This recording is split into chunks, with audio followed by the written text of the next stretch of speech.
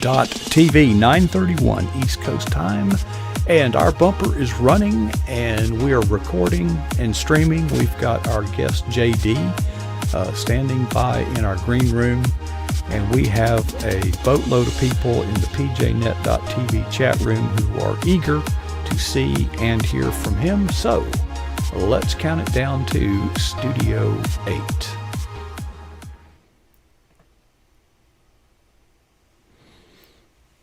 Okay, we're back. This is PJNET.TV. I'm your host, Coach Prasick, and it is that time to take a trip around the Cross W Ranch. And the caretaker himself is here for his monthly visit. Mr. J.D. Wininger joins us from the chat room to the big screen. J.D., it is good to have you back on the air with us. We're going to be seeing you at least once a month, right? Yes, sir. Once a month. Once a month.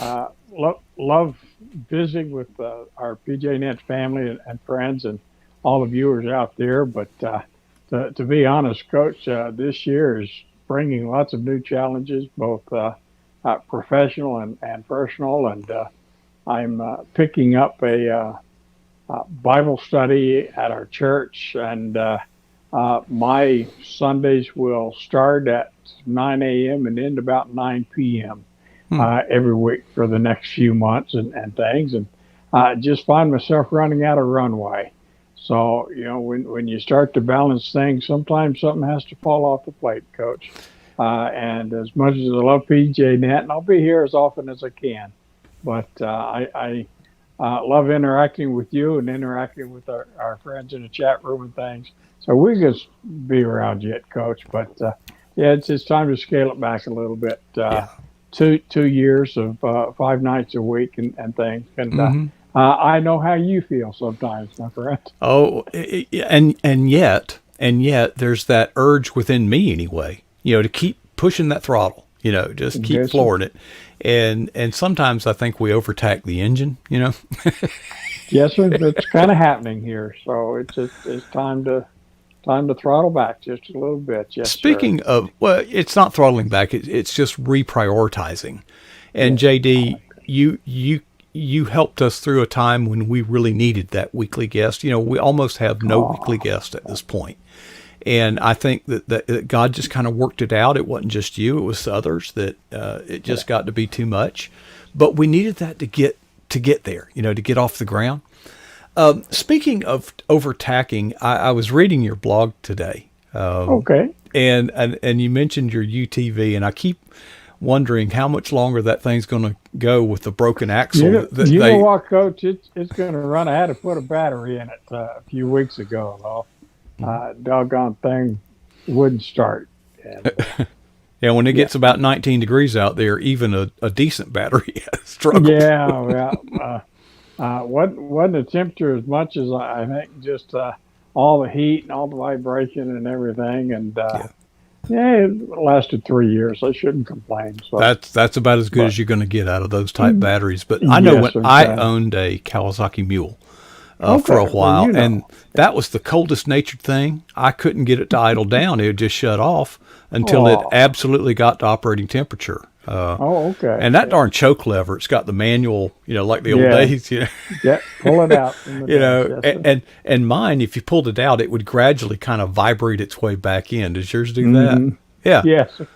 Some wonderful engineering out of Japan. Design in the world, is it's designed well in so many ways. But folks, have you ever been in the fog?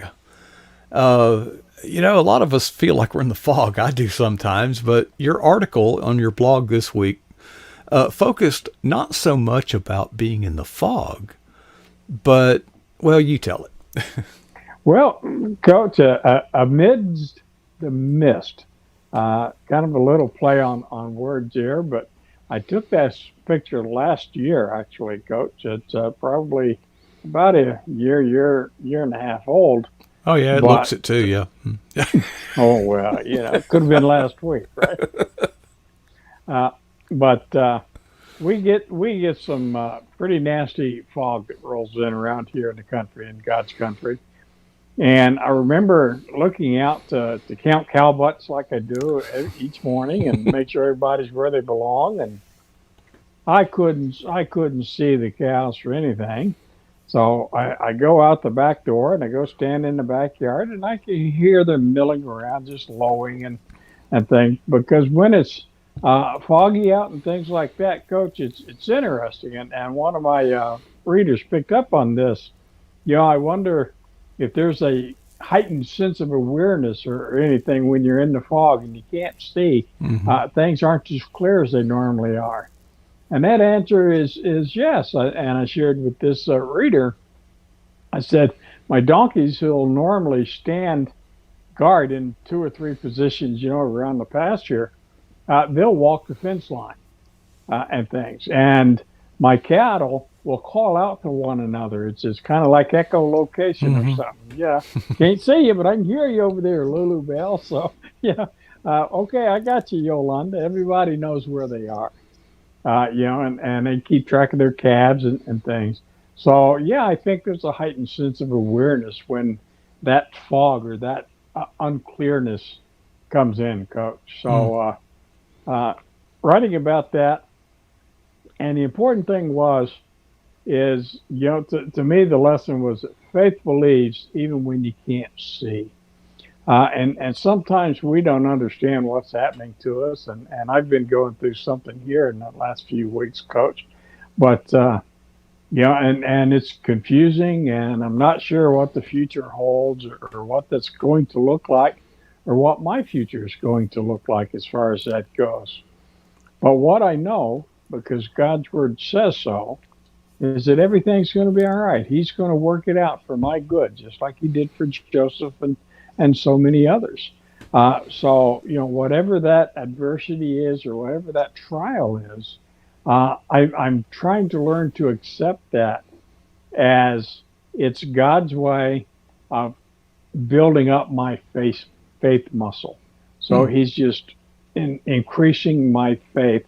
If I'm quicker to depend upon him and lean into him in those times of doubt and uncertainty that kind of happens when the fog envelops your life, then I'm building my strength because I'm learning to rely upon my faith more often and more deeply. Am I not? You refer to your blog or your experience on the Cross W Ranch as God's classroom. Yes, sir. And I remember the first lesson that I gleaned from your blog article Hmm. was that you couldn't see your cattle Yep. and they couldn't see you, but they knew, and they knew that they knew that you were Absolutely. coming. Yes, sir. Yeah, they hear. Is it a familiar sound? The donkeys. As soon as that garage door starts to go up, I don't think they hear the back door open, but Bubba does because he's waiting on his cookie. But but as soon as that garage door goes up, the donkeys start braying. Good morning, Papa. Hmm. And I always talk to them, and buongiorno, il mio piccolo Vitoli. And I'm talking to the little calves and things, and they get a kick out of it, yeah. And but they'll answer me back, and instinctually they start moving to where they know I'm going to go, right? We're all creatures of habit in some way or another, Coach. And if they're in the west pasture, they go to the feedlot. If they're in the north pasture, they go down to the west side of the north pasture where the bunk feeders are, or over to the barn. Wherever they know I'm going to show up. And then when they hear the UTV start up, in they start. They start. Oh, Papa, I'm over here. I'm waiting for you. Come on, Papa. And it's just amazing to hear all of that. And yes, sir, it's as they know I'm there, and they can depend upon me being there each morning and caring for them in whatever way that I do. And in the same way, Coach, shouldn't we do the very same thing with God? When it's unclear and we can't see the direction that he's taking us in. Uh, okay, Papa, I trust you, Abba, you know, and I'm going to go here because this is where I meet you, in prayer. And I'll meet you here because I know you're going to be there. I can depend upon Abba meeting me here each day. And that's an important part of our faith, Coach. That's develop. We talk about, sometimes they say Christianity it shouldn't be a religion. It should be a Relationship.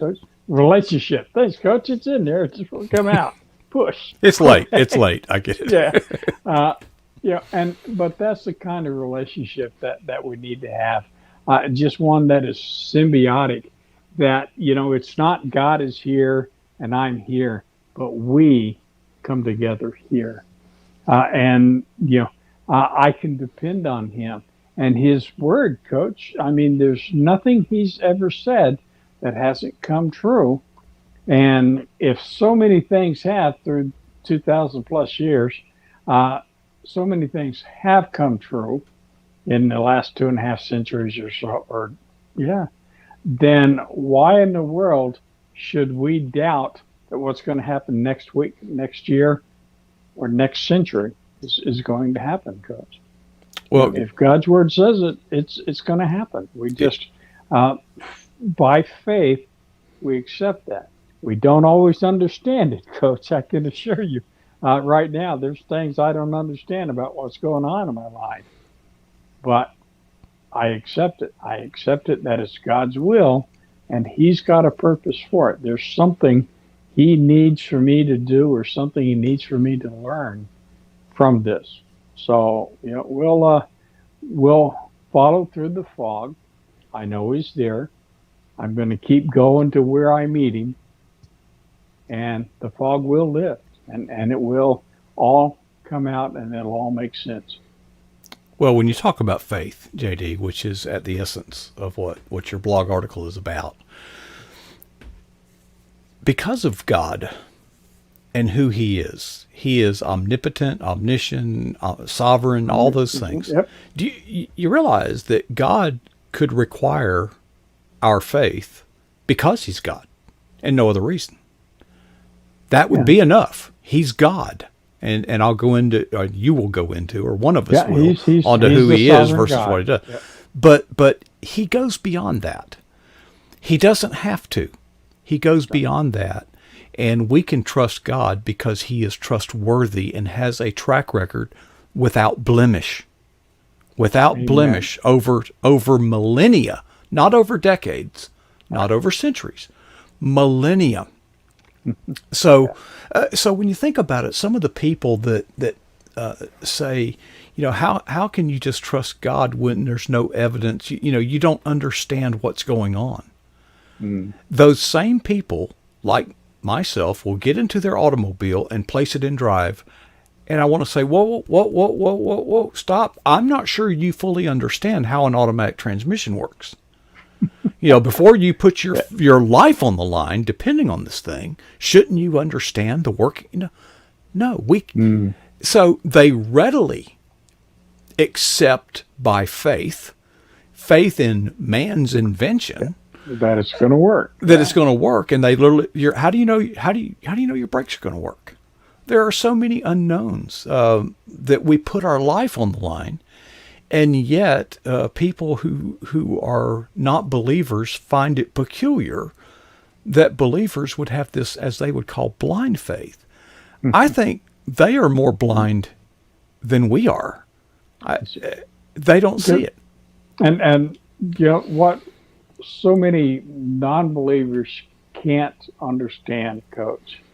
And if there's one thing I'd love to pass on to my non-believing friends, it's the end of, if the front of the book is true and right and accurate, the end of the book is going to be true and right and accurate. You can expect this, and I've read the end of the book. I know how this story ends, Now, I don't know how I'm going to get there, right? It's kind of like taking a detour on the highway sometimes, Coach, in the construction zone. I'm not sure how I'm going to get from Jacksonville to Tallahassee, but I know that Jacksonville is here and Tallahassee is here, right?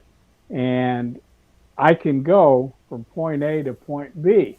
Now, I can take a very circuitous route. I can go through Winter Haven and get to Tallahassee from Jacksonville if I Not chose a to, not right? a good Make a idea. big OU, but Take a little but you longer. could do that. Yes, sir. Or I could drive that straight line called Interstate 10 Hmm. right across the north part of the state there in Florida and be there in an hour, well, about 2.5 hours. Yeah. But, it's not the route that I'm taking. I know the final destination, Hmm. Coach. And how I get there isn't nearly as important as knowing where I'm going. Does Well, that make sense to you, sir? think of it this way, and that's a good example, but it brings to mind one that Zig Ziglar shared. Okay. A ship making a journey at sea. For 99% of that voyage cannot see its destination. When you get out there, and you've been out there, you get out in the ocean, Yes, sir. everywhere you look looks about the same. There's water, a horizon, and the clouds. Yet the mariner, the navigator, is the master, and he knows where that port is, where his destination is. Another important topic, I think, that was brought up in your blog is Mm-hmm. as we deepen in our faith, we begin to trust God not because of what He is doing for us, but just simply for who Because He he's God. is. Yes. And He not only comes through for us, He comes through for others. And even when here's the test, even when there's evidence to the contrary, I know in my life I have looked up, where are you, God? Yeah. Where are you, God? Show me where you're in this, because I can't see it. Mm-hmm. Now, that's a pretty imbecilic and moronic point of view, because God is not hiding. He is not No. playing hide and seek with us. He's very evident. But I was particularly impressed with some of the comments. One of the best, Yeah. I don't know if you'll remember it right offhand, but Ron Gallagher, he Yeah. preached a nice little sermon in there, and it's Doesn't all he? things that I Nice didn't guy. see. Yes, he certainly does. No, Pastor Ron is always a blessing, and I think one of the greatest encouragers I know, Coach. Is just and he kind of picked up on two things as I remember, Coach. Is the animals would trust me uh, to show up even though they couldn't see me, right? And he picked up on the fact that they knew that was going to happen, and we should do the same thing with God. God, I can't see you right now. I can't see what you're doing. I can't see where you're leading me right now, but I want to hold your hand and let you lead me wherever you're going to go, Father, because I trust that you're going to be there and you're going to do that. But the other thing that I like, and one of the statements that I kind of liked in my blog, Coach, if I could be that bold, is I made a comment about loving God for who He is rather than for what He does. And in my early Christian life, Coach, I remember I treated God like He was a genie in a bottle, right? Hmm. I'd set Him up on the shelf. Of course, I had to get him out and dust him off on Sunday morning, carry him to church with me because I had to be religious, right? Hmm. But he's there, and okay, God, I need you now.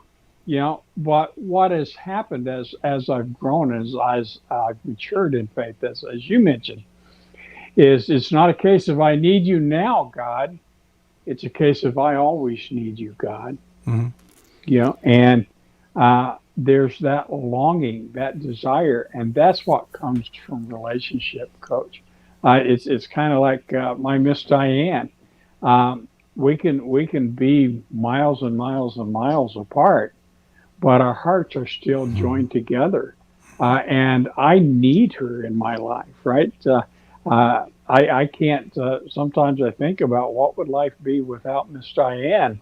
And I tell you, I'd be a hot mess, Coach. Mhm. It'd be a terrible mess. And I think many of us can think about our mates and our spouses in that way, Coach. But it's so important that we don't we don't treat God like we put him up on a shelf, right?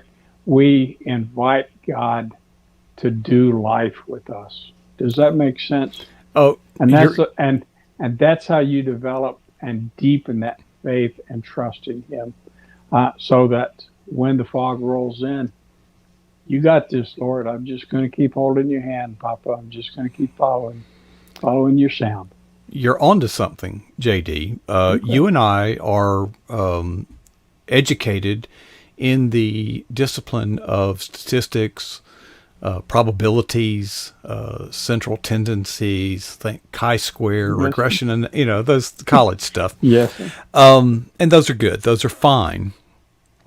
But in church culture, we want to measure how are we doing.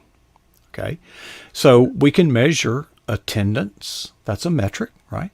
We can Mm-hmm. measure offering. That's a metric. Giving. Yeah. We can measure professions of faiths and baptisms. That's a metric.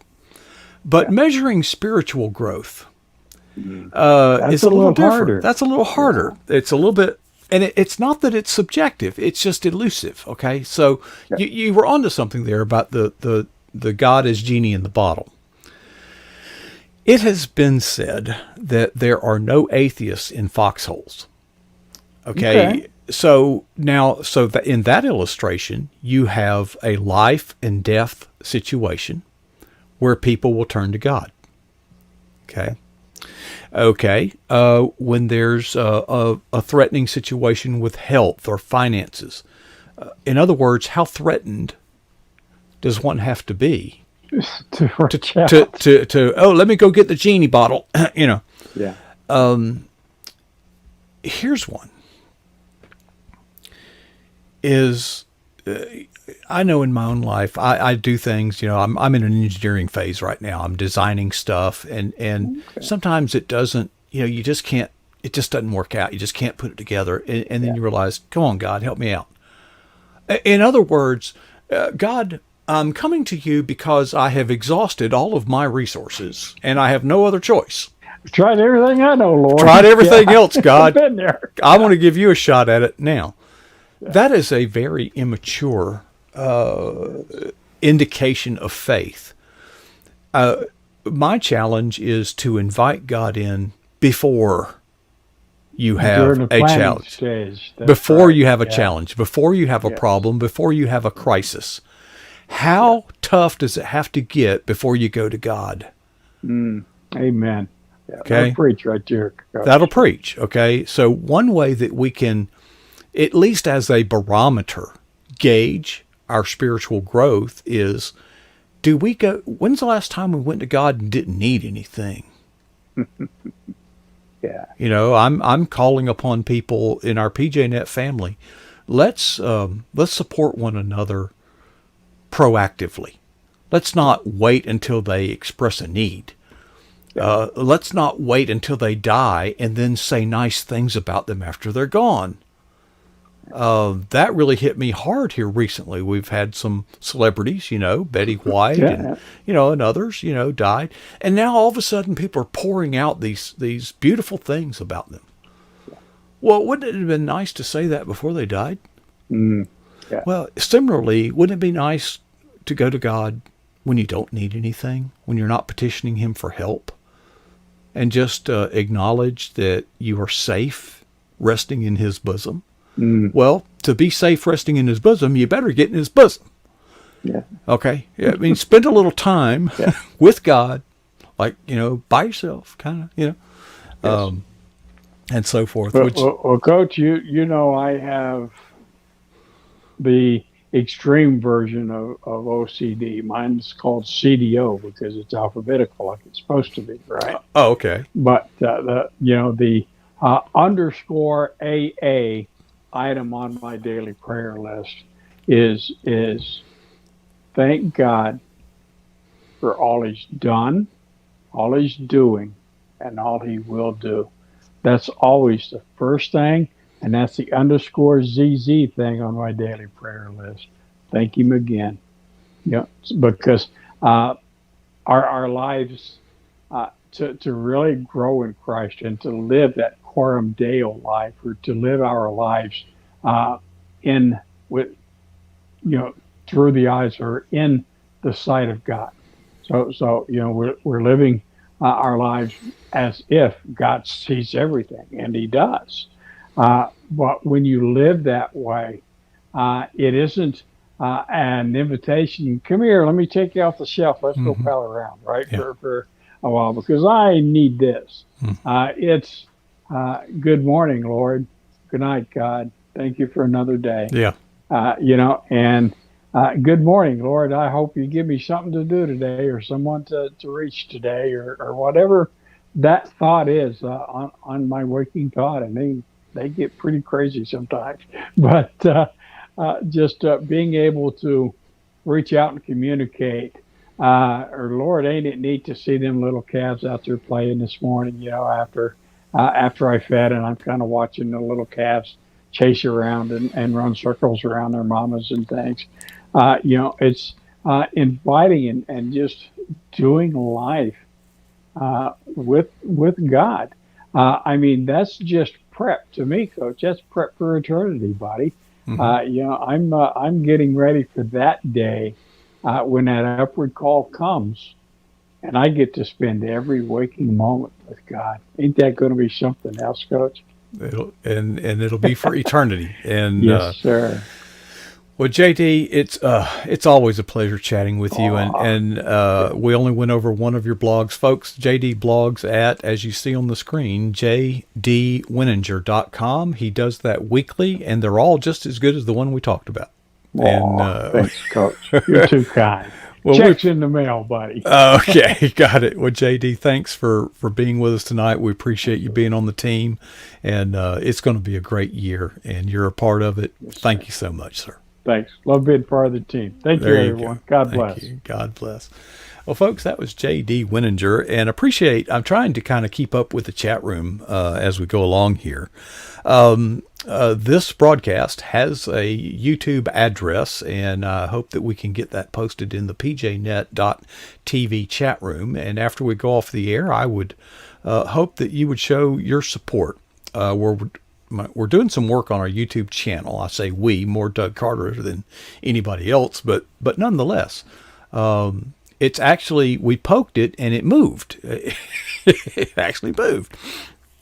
And I think that one way that we can get YouTube to discover these videos so that others get these videos suggested to them is to, give it a thumbs up, give it a comment, view it. I know you've already seen the program, but view it, because those things go into the algorithm that computes what suggestions, as well as the description and the title, which Doug Carter is helping us with, and we've already seen some results. Can't wait to share more about that.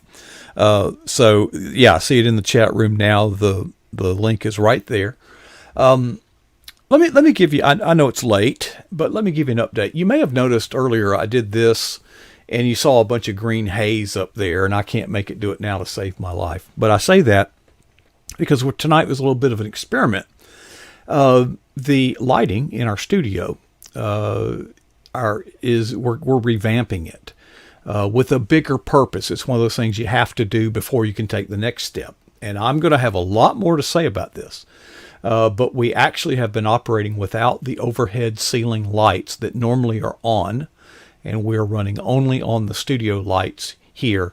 But as you saw earlier, and I can't make it do it now, but we've ordered two new light fixtures that can be controlled through what is known as a DMX console. It looks like an audio mixer. It's got sliders, but I'll be able to control that lighting from directly in front of me. and we're building an entire superstructure above the ceiling. I'll have more on this later, to get ready to hold some of the new equipment that we will be purchasing to go on the road to take PJNet to you, okay, and holding Saturday events, seminars that will help you in your, not only in your walk with Christ, but for so many of you are writers. We want to have some relevant content to help you build your brand, the things that you struggle with, the things that we all know we should do, but we're scared to do them, or we don't know how to do them, or because we don't know how to do them, that's why we're scared to do them.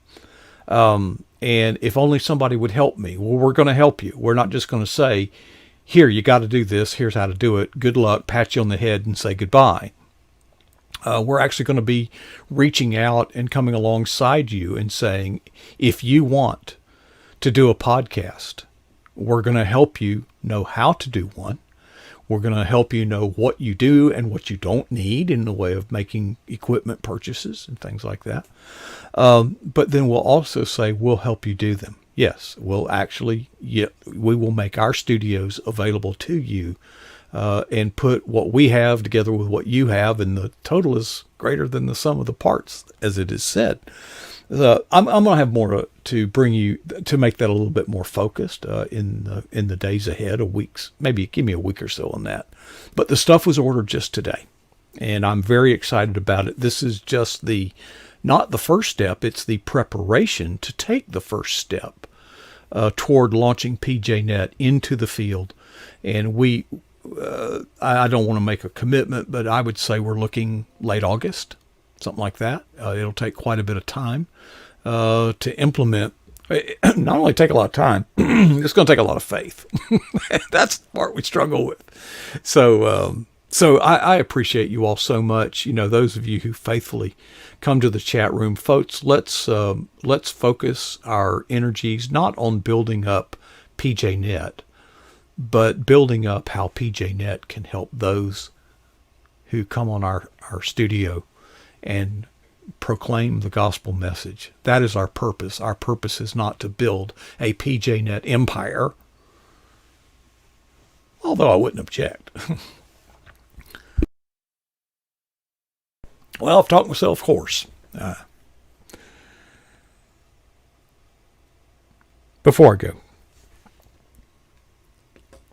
I am struggling with courage sometimes. Today I wrestled with faith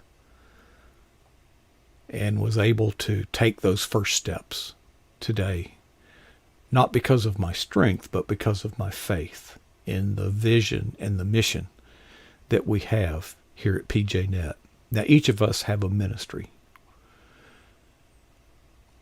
and I pray that each of us would garner that faith and that courage. So to help you do that, challenge yourself with these two questions.